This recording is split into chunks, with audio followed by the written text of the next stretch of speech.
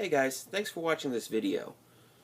Hope you guys are doing okay out there with COVID-19. Stay safe, make sure you wash your hands, and practice social distancing. Welcome to the video. So, yeah, without any further ado, let's get into it. Before I begin though, I know I haven't been uploading in a while. I've just been very busy with work and whatnot due to the outbreak and everything. But I'm okay. I'm not infected. I'm doing all right, and I hope you guys are too. So, yeah, let's get into this. Today we're going to do another episode of My Top 5, and these are going to be my top 5 hidden gems on any system. Now, these are systems that I have, and they're just games I consider to be very good, that are hidden, and not a lot of people know about them. So, let's get into it. First on the list is Tail Concerto.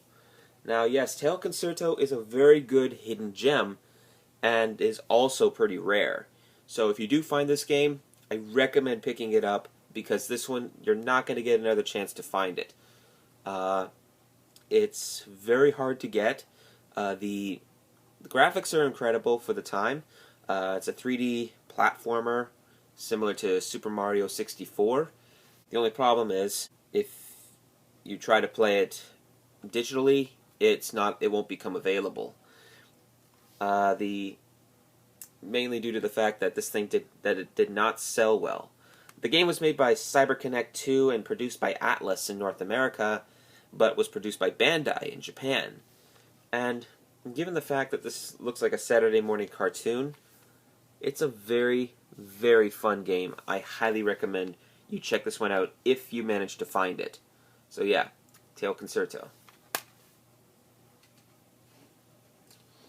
Coming up next, we have Suikoden. Now, but in fact, any number of the Suikoden games. In fact, any number of the Suikoden games, like Suikoden 2, 3, 4, and 5, I actually have them all with the exception of Tactics and Tierkreis. I'm hoping to get a hold of those ones soon. But yeah, guys, I do recommend Suikoden as a game you should play. It's a very, very fun hidden gem. It's made by Konami, by the way, which is more renowned for their video games such as the Metal Gear Solid series. And yeah, I just find this game to be super fun. But honestly, any number of the Suikoden games, including 3, 4, and 5, I'd recommend them all. So yeah, if you do find these, I recommend you picking one. Even if it's just one of them, I recommend picking one of them up. So yeah. All right, moving on. Next game is MS Saga: A New Dawn. This one is made by Bandai and is a turn-based RPG. Now, if you don't know what MS Saga means, it stands for Mobile Suit Saga. And this game is it's pretty hard to find. It was released during the last few seasons of Mobile Suit. There was an anime based off of the game, or this was based off of the anime series, which was the last anime series that was made in North America. But it's still, from what I know, this is still a very fun game to check out, and I highly recommend doing so. If you find it for a cheap price, be sure to snatch this one up. It's a pretty fun game to play. Next we have is the Saboteur. Now, the Saboteur is an extremely good game.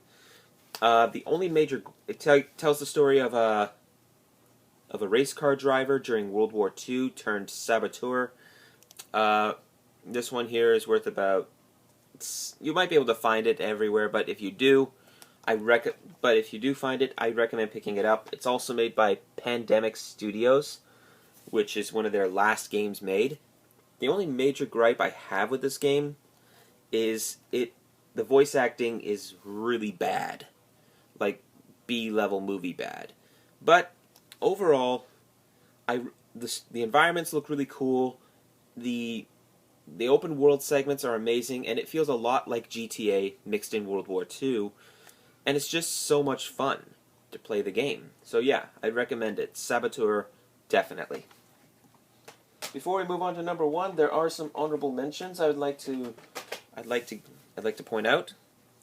Number one here is Starlink Battle for Atlas on the Switch.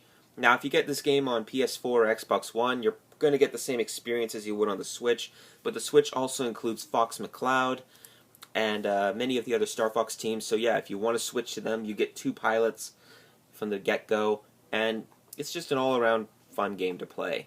It's an open space shooter, so this is actually one of the better versions. You get to fly the R-Wing, you get to fly as Fox McCloud, Falco, Peppy, and even Slippy Toad. So yeah, definitely a good game to pick up. It also includes some exclusive missions while hunting to hunt down Wolf O'Donnell. So yeah, definitely a fun game to play. Next up we have is Dragon Ball Z Attack of the Saiyans. Now this is pretty much a lesser known video game. It kind of follows the same formula as Legacy of Goku 1 and 2, but this is a turn-based RPG. It takes place from the original Saiyan Saga, from the original, it takes place from the original Dragon Ball Saga all the way up to Dragon Ball all the way up to the Saiyan Saga.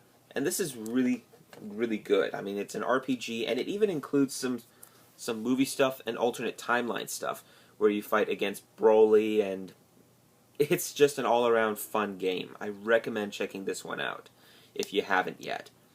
If you find it in a store, or you find it at a garage sale or whatever, when this is all over, like when COVID-19 is all over, make sure you pick this one up. It's a decent game.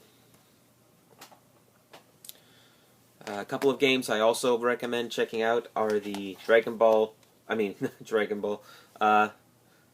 Quest Monsters Joker and Monsters Joker 2, though I'd highly recommend going with Dragon Quest Monsters Joker, the original one. Well, the second one did a lot to improve the video games out there, or did a lot to improve itself. It doesn't compare to the first one. This is the one I highly recommend you guys check out. I mean, it feels a lot like Pokemon with Dragon Quest, and come on, it's just an all-around good game. I do recommend checking this one out if you've got the time for it. Next game I recommend, another one is Dragon Quest Heroes Rocket Slime. Now, Rocket Slime is not an RPG, but rather an action-adventure game with some Zelda references to it.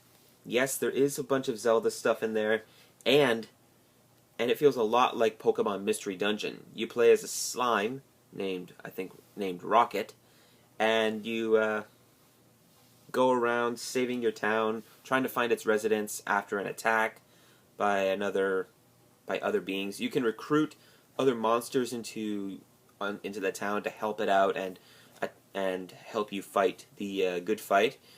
The story is really fun. It's funny, quirky, and just feels kind of like an anime or a Saturday morning cartoon. Though if you do find this game, I recommend getting it and checking it out. Don't skip on this one. You won't regret it. I mean, it's a very well underrated hidden gem. Coming in at number one for my number one hidden gems is Yokai Watch 3. Now, Yokai Watch 3, some of you might know I love Yokai Watch, but this is one I highly recommend checking out. It's basically 3 stories in one. The male character, the female character, and even Blasters has their own individual storyline. So yeah, just jump right in, go through it, and seriously, just if you do find this game, like at garage sales or even at a store, don't miss the chance. Swipe it up, because this one is actually pretty rare. I mean, it's hard to find, and the last known copy I've seen for a complete in box version would have to be at around $75 to $90. The only although if you really want to play this game but you don't have the time to find it, just download a digital version. I mean, they're everywhere. You can download the digital copy for about $40 at the most. But yeah, I'd recommend Yokai Watch 3. Decent game, and I recommend that. That's it, guys. Once again, if you enjoyed this video, make sure to leave a like, comment, and if you want to, subscribe. And I will see you guys in the next video. Also, if you guys want to support my channel, check me out on Patreon. Link will be in the description down below, so make sure you go check it out.